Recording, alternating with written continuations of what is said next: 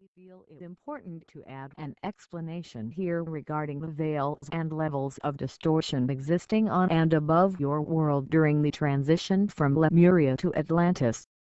Both the Alpha Draconians and the Orions had fleets of ships orbiting the Earth during this period.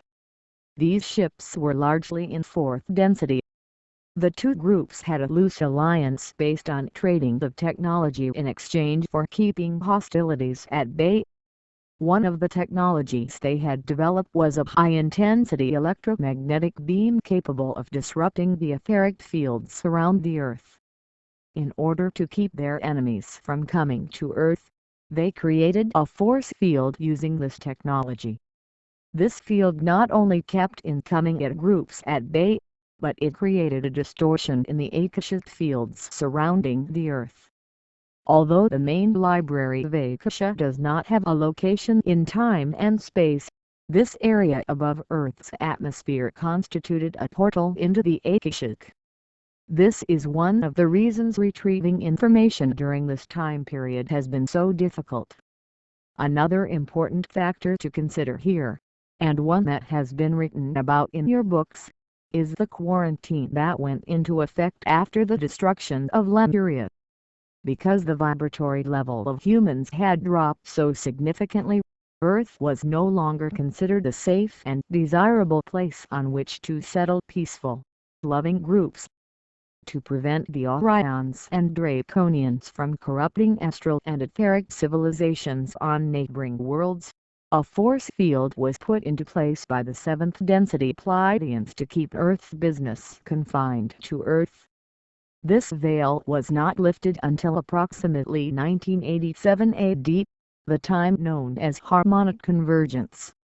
Once Earth's instability settled down after the destruction of Lemuria, the Draconians landed and attempted to proliferate, but had a hard time in their reptilian bodies. They then resorted to incarnating through the surviving Lemurians on a relatively stable land mass in what is now the Atlantic Ocean. At the same time, groups of Pleiadians saw the opportunity to once again settle the Earth, and they came as well, despite the quarantine.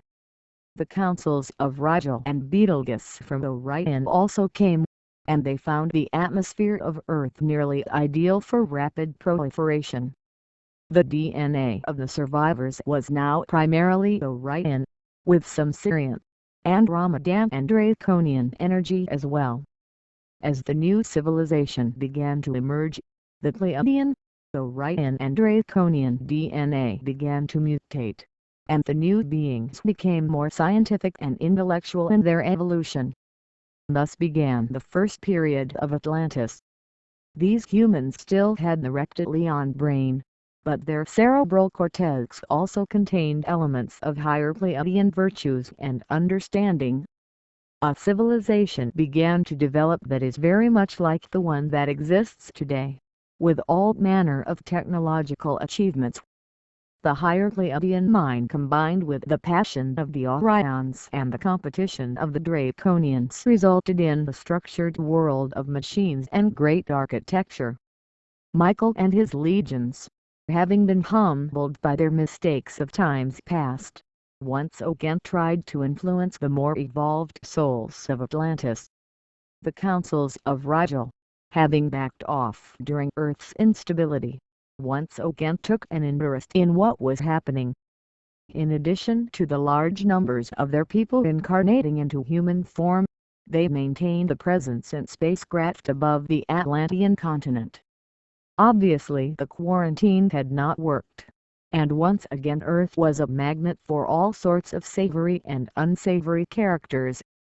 The first period of Atlantis came to a partial halt during the end of the Grand Cycle in approximately 50,000 BC. However, the civilization was rebuilt and the final period of Atlantis began. There is much fairly accurate information about Atlantis in several of your channeled writings, including the works of Alice Bailey and Edgar Cayce. We will not duplicate that effort. We will say, however, that the downfall of the Second Atlantis occurred in about 23,200 BC. and was due to the misuse of crystalline energy generation systems. We will give a brief accounting of how this transpired. About 2,000 years before the end of Atlantis, the Atlanteans developed radionics devices using quartz crystals. They were able to generate all the energy they needed for virtually every part of their civilization.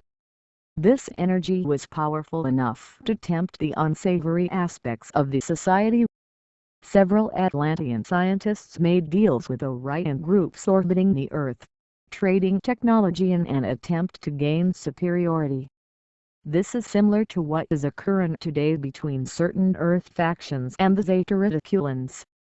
The Orion-based insurgents wanted greater and greater power from the energy-generating crystals, and they began engineering them to be used as weapons. They never got the chance to wage war, because one of the particularly strong crystal generators exploded, sinking the continent and most of her inhabitants. Only a tiny handful escaped in airships and an even smaller number in seagoing vessels. Over 90% of those that tried to escape by sea were drowned in massive tsunamis.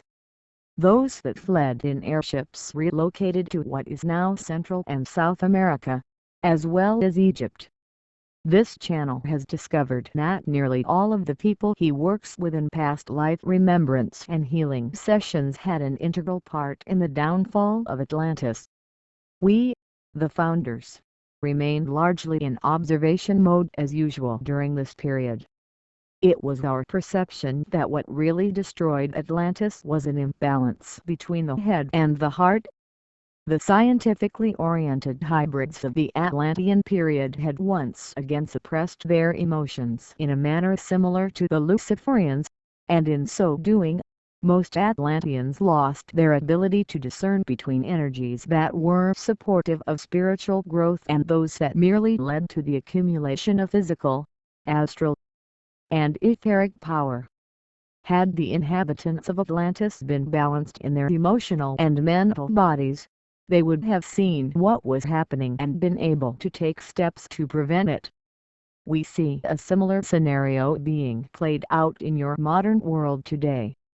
We will say that you are very close to where you were at the time of the destruction of Atlantis. However, there are two important differences. The divine dispensation is allowing a large number of souls to awaken to higher states of consciousness today, and there are many benevolent groups that are closely monitoring the state of affairs on your world and will act in an instant to prevent large-scale nuclear war. In addition, these groups have sophisticated technologies that can detect exotic and unusual weapons before they are tested. We have not yet covered a very important part of your history, that of the Egyptian, Biblical and Greek periods. There is another player in the drama that forcefully shaped the cultures emerging after Atlantis, and that was the Syrians. In the next section, we will examine a role of the Syrians in Jewish, Christian and Greek mythology. In addition, we will offer our perspective on what really happened during the time of Jesus, who he was, what he actually did, and where the distortions lie in the official historical accounting. We will also take a brief look at the Aztec, Toltec and Mayan cultures at a later date. We are the founders.